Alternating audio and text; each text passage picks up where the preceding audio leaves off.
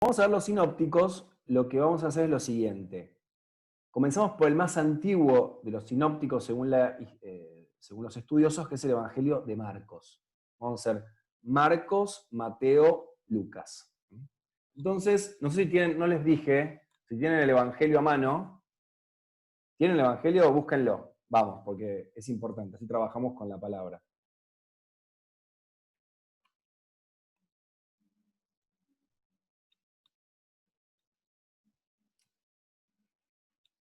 Ahí se fueron corriendo todos.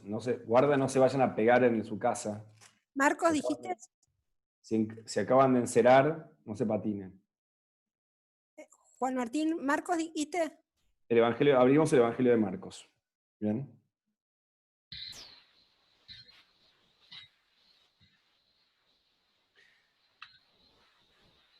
Casualmente, Marcos es el que menos menciona a la Virgen. O sea, uno dice, bueno, ¿cuál es el de los evangelistas el que menos aborda el tema de María? Marcos. ¿No? Que de hecho también uno lo que ve en la riqueza de los evangelios es, hay muchas maneras de seguir a Cristo.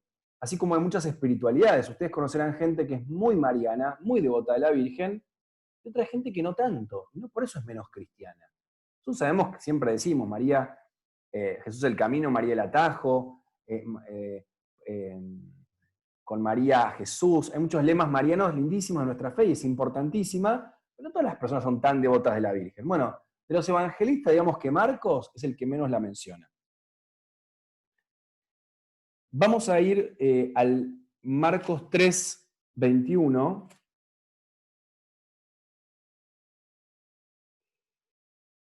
Donde dice lo siguiente, 3, 20, 21, Jesús regresó a la casa y de nuevo se juntó tanta gente que ni siquiera podían comer. Cuando sus parientes se enteraron, salieron para llevárselo porque decían, es un exaltado. Y ahora vamos al 31, capítulo 3, versículo 31. Dice así, entonces llegaron su madre y sus hermanos. No la nombra María, dice su madre. Y quedándose afuera lo mandaron llamar. La multitud estaba sentada alrededor de Jesús y le dijeron, tu madre y tus hermanos te buscan ahí afuera. Él les respondió, ¿quién es mi madre y quiénes son mis hermanos? Y dirigiendo su mirada sobre los que estaban sentados alrededor de él, dijo, estos son mi madre y mis hermanos. Porque el que hace la voluntad de Dios, ese es mi hermano, mi hermana y mi madre.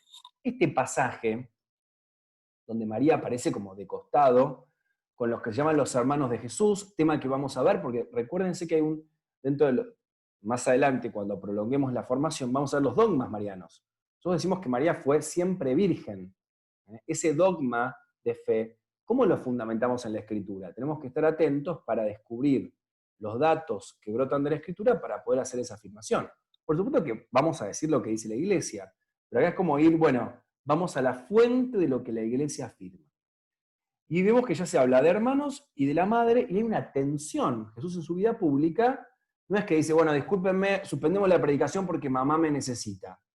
No. Toma el tema y hace una especie de separación de su familia. En el buen sentido, ¿no? Cada uno forma su historia. Pero Marcos, como que algunos estudiosos dicen, marca mucho la distancia de Jesús con su madre. Pasamos ahora, todo va a ser un poco rápido, pero después pueden ir a los textos, al capítulo 6, del versículo 1 al 3. Vamos ya metiéndonos en tema, María, su esposo José, que son la familia de Jesús. Me parece muy lindo que si estudiamos la Mariología tenemos que mirar a José de costado. No se entiende a María sin José. Es como... ¿Puedes volver a repetir, Juan? Capítulo 6. Marcos, sí, 6, del 1, vamos a hablar del 1 al 6. Jesús salió de allí y se dirigió a su pueblo seguido de sus discípulos.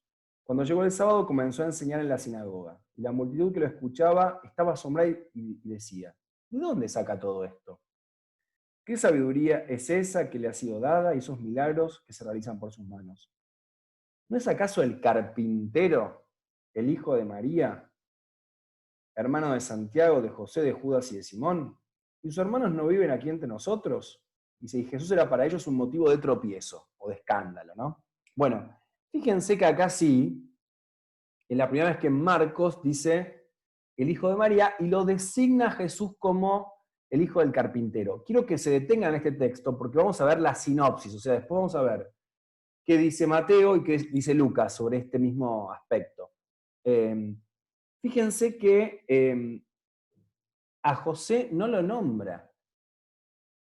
No aparece José para Marcos. Es el hijo de la María. ¿Y quién es el Jesús? El hijo de la María, el carpintero.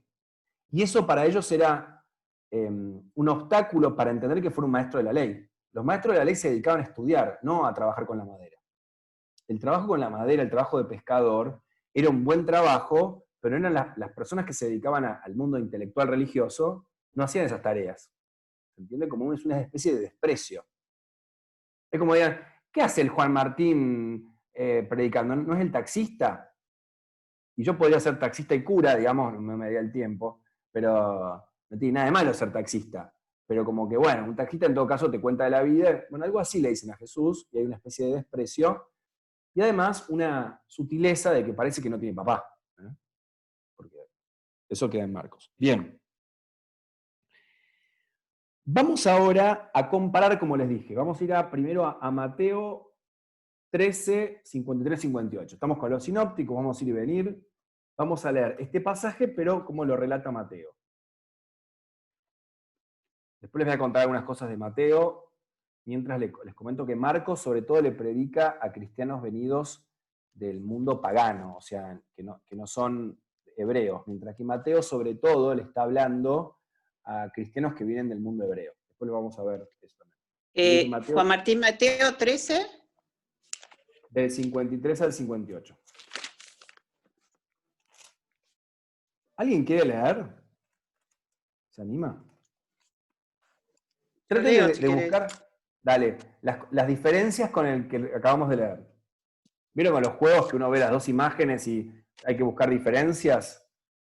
Bueno, hay que hacer eso acá. A ver, Mateo. Bueno, 13. Lean, del 53 al 58. Sí.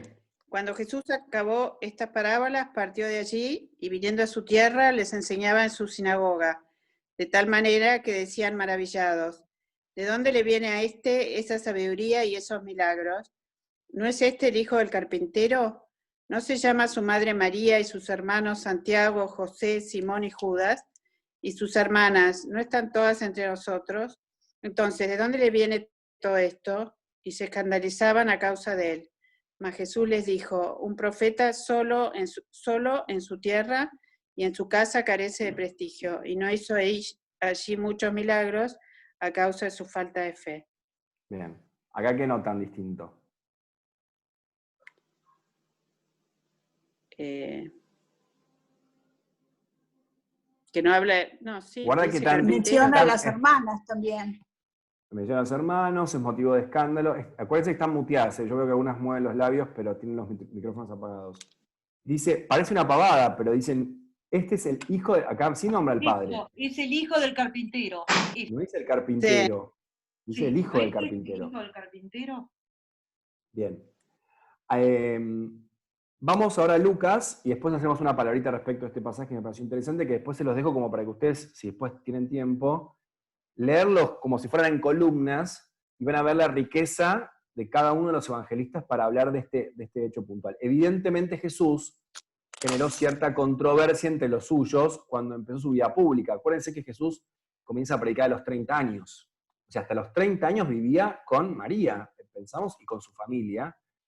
Y aparece toda esta disputa respecto de cómo entendemos los hermanos. Se suele decir que en aquel entonces también los primos se denominan como hermanos. Y hay otros elementos también para afirmar de que no eran hijos de María. ¿Por qué decimos esto? Porque vamos a decir que María fue siempre virgen. Algunos dicen que posiblemente estos que son hermanos de Jesús hayan sido hijos de un primer matrimonio de José. José haya sido viudo, eso no se sabe a ciencia cierta. Haya tenido hijos, que por lo tanto eran como hermanos de Jesús, pero en realidad simplemente como por haber vivido con él, y bueno, y no de María, no hijos de María. Vamos al de Lucas y después pasamos ya a Mateo. Lucas 4, del 16 al 24.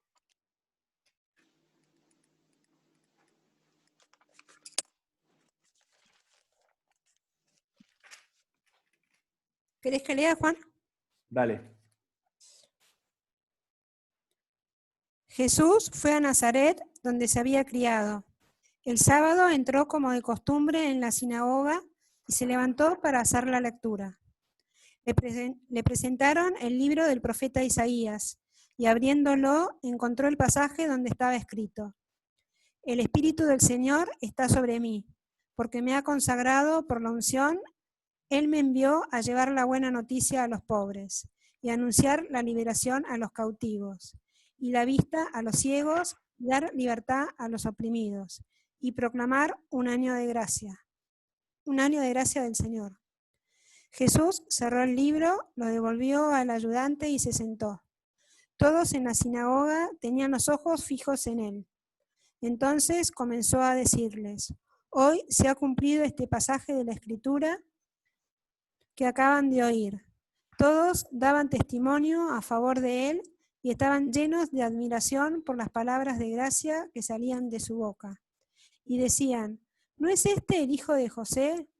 Pero él les respondió: sin duda ustedes me citarán el refrán: médico, cúrate a ti mismo. Realiza también aquí, en tu patria, todo lo que hemos oído que sucedió en Cafarnaúm. Después agregó: les aseguro que ningún profeta es bien recibido en su tierra. Bien.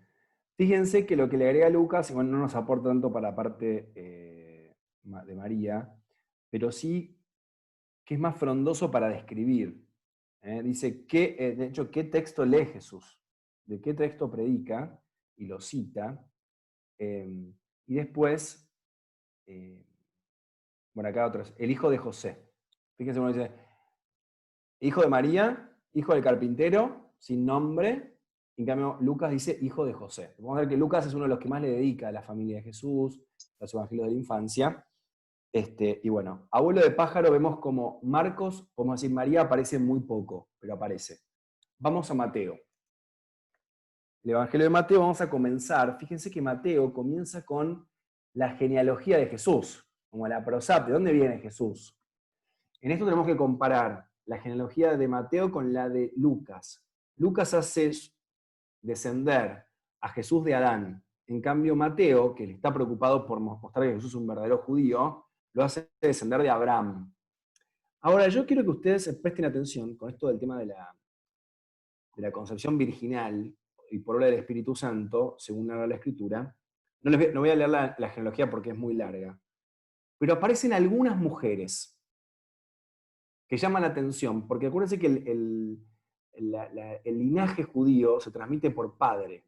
El tema de que la madre transmite el ser judío es algo bastante cercano en el tiempo, que tenía que ver con cuando los judíos eran derrotados, las mujeres eran violadas, y para no perder la religión, se decidió que las mujeres también transmitían el linaje, pero el que transmite la fe es el padre.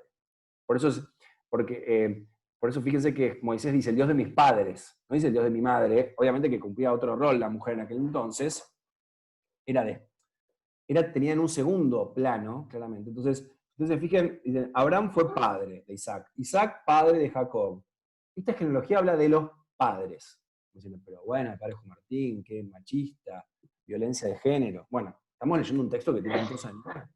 Ahora, las mujeres aparecen y llama mucho la atención, porque aparecen estas mujeres. Rahab. ¿Qué profesión tiene Rahab? Uno dice, imagínense, yo les cuento de mi familia, ¿no? Yo tengo 2 apellidos, André, Encina, ¿no?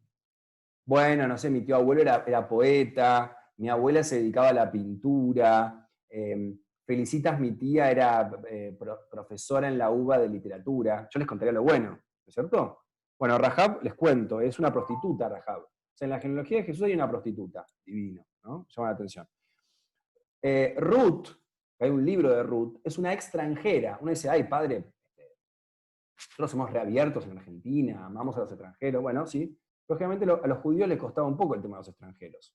Los judíos no se casaban con extranjeros y despreciaban al extranjero. También hay una extranjera en la genealogía de Jesús. Y por último, como para rematar, ni siquiera la nombran, pero es la madre, la esposa de Urías elitita, que es Betsabé, que es la mujer que se acuesta con David, que estaba casado con Urías, o sea, una adúltera. O sea, las únicas 3 mujeres, o sea, bueno, a ver qué lindo, aparecen las mujeres en la genealogía de Jesús, las mujeres son lo más, pero aparece una prostituta, una extranjera, una adúltera. ¿Eh? La que mejor queda parada es la extranjera, en todo caso. ¿Y cuál es la 4ª mujer que aparece en Mateo?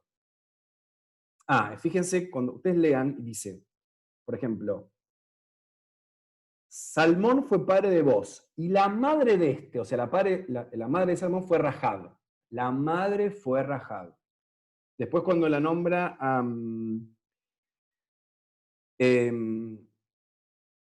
David fue padre de Salomón, y la madre de Salomón fue la que había sido mujer de Urías. ¿Bien?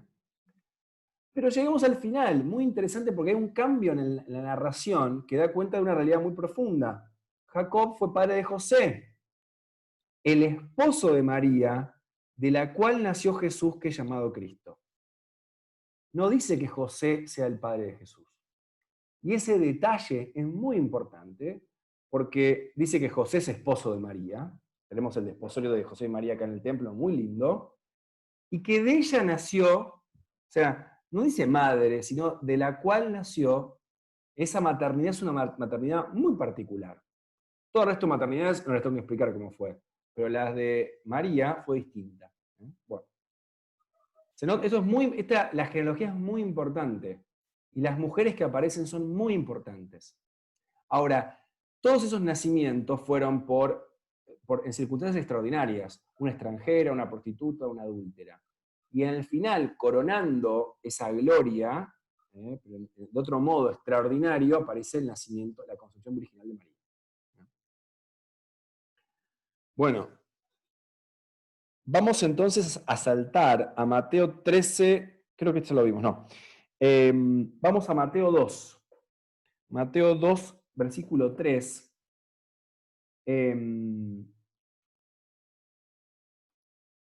No, lo puse mal.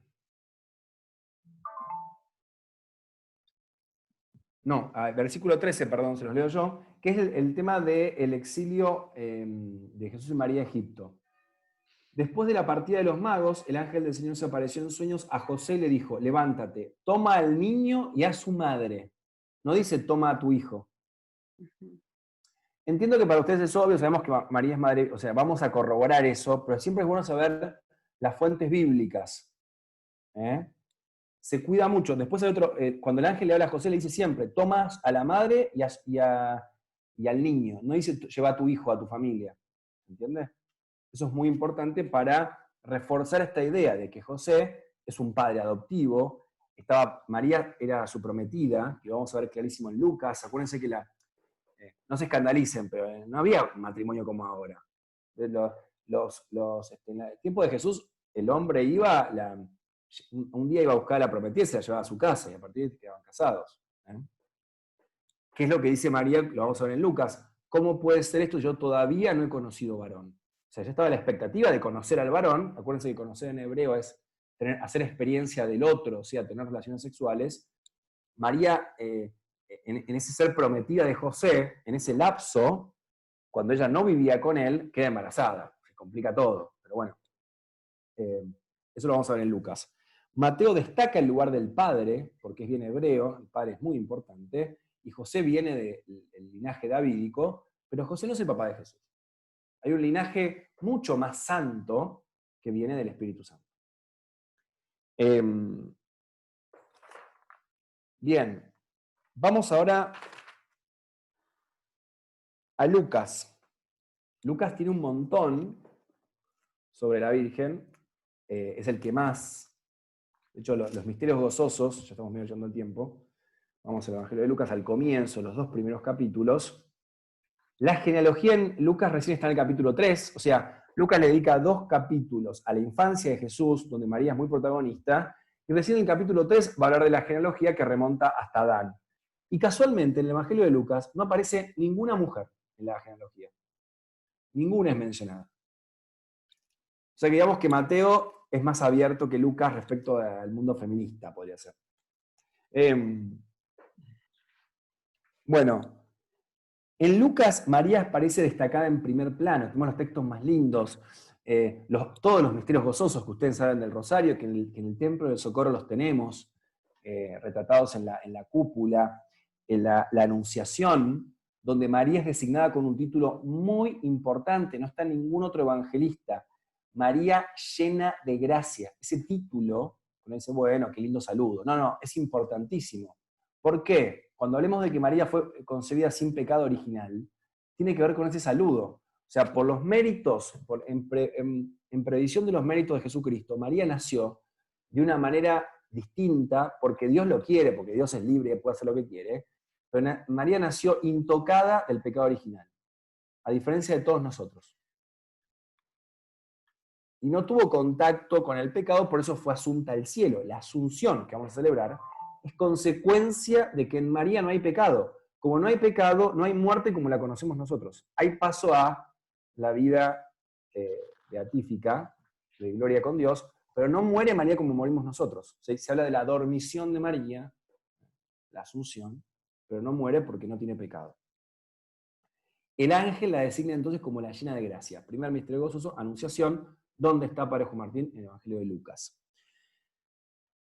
Después tenemos, acá las tenía, la visitación, una escena preciosa donde María embarazada visita a su prima Isabel y aparece el canto del Magnificat. Fíjense qué protagónica que es la mujer, porque Isabel, María cantando, que también lo recordamos siempre en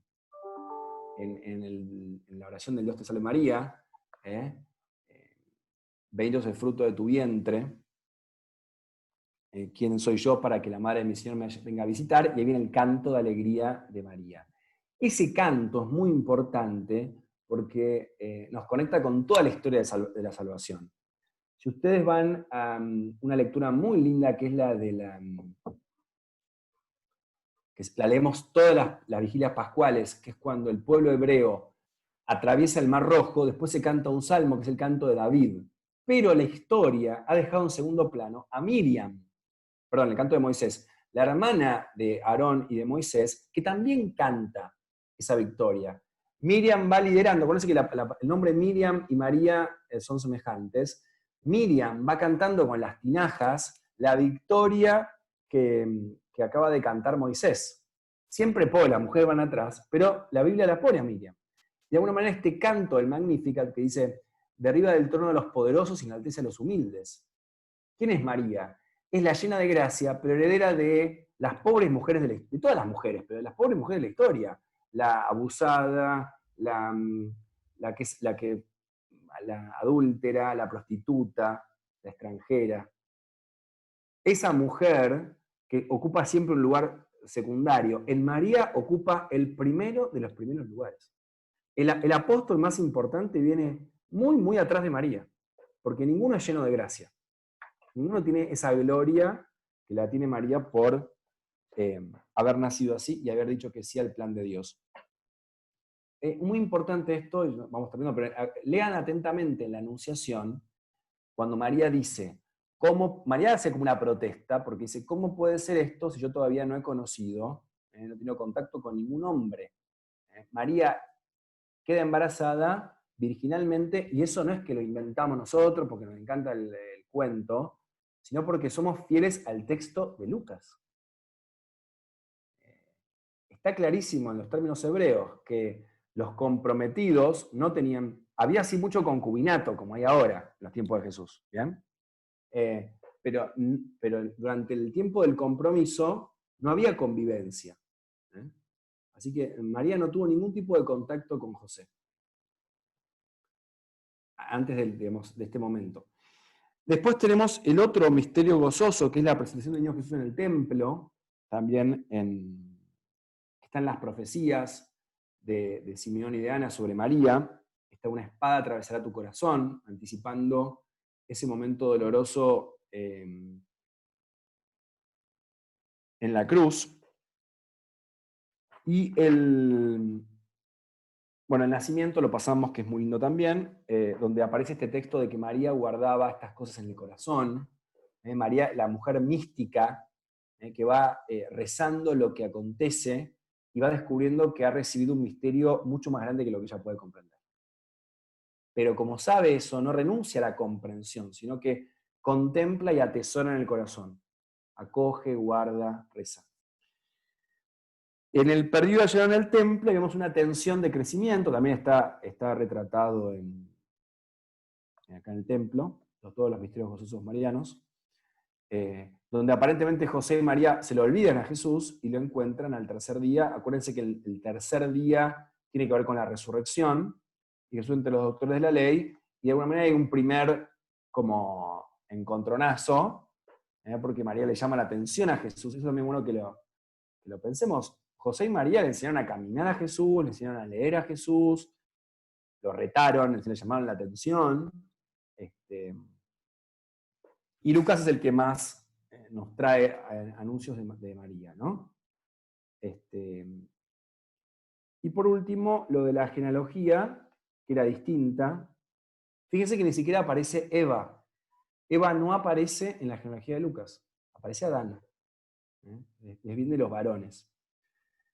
Bueno, no sé si fue demasiado veloz, pero a ver, sintetizando. Vimos a grandes rasgos los textos donde aparece, la mayoría de los textos donde aparece María en los sinópticos. El más antiguo es Marcos, también el más escueto para referirse a María. El que más la toma es Lucas, especialmente los 2 primeros capítulos, que están todos los misterios gozosos. En los 3 evangelistas queda claro que María fue virgen, que José no fue padre como el resto de los padres de Jesús, lo cual abre la puerta para la reflexión teológica. Y los títulos más importantes aparecen en, ¿cómo se llama? En Lucas, ¿no? María llena de gracia, María la servidora, la doncella, la prometida del Señor. O sea, María era prometida de José, pero al quedar embarazada y dar luz a Jesús, se da cuenta que era la prometida del Espíritu Santo, de Dios. Es algo que nos rompe la cabeza, pero también nos ayuda a entender la vida consagrada femenina. Las mujeres, las consagradas hablan del esposo, no porque estén teniendo doble vida, sino porque hablan de Cristo.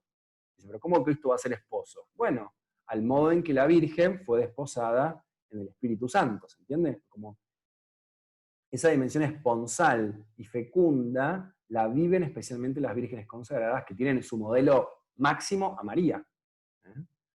La llena de gracia, la fecunda por obra del Espíritu Santo. Y bueno, entonces cerramos por hoy.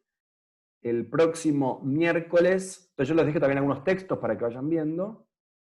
Y también cierro. ¿Por qué empezamos por la escritura? Porque todos los dogmas marianos surgen de la reflexión, del degustar esta lectura, y después puesta o sea, reflexionada y pensada, da origen a los dogmas marianos. Llena de gracia, concebida sin pecado original, siempre virgen, viendo el tema de que los hermanos de Jesús no eran hermanos de Jesús, y después asunta al cielo como consecuencia de la ausencia de contacto de María con el pecado. Bueno, la próxima va a aparecer, bueno, Juan siempre es como divertido, muy lindo también. El padre Rodrigo va a compartir con ustedes la visión de María del Evangelio de Juan. Así que bueno, muchas gracias.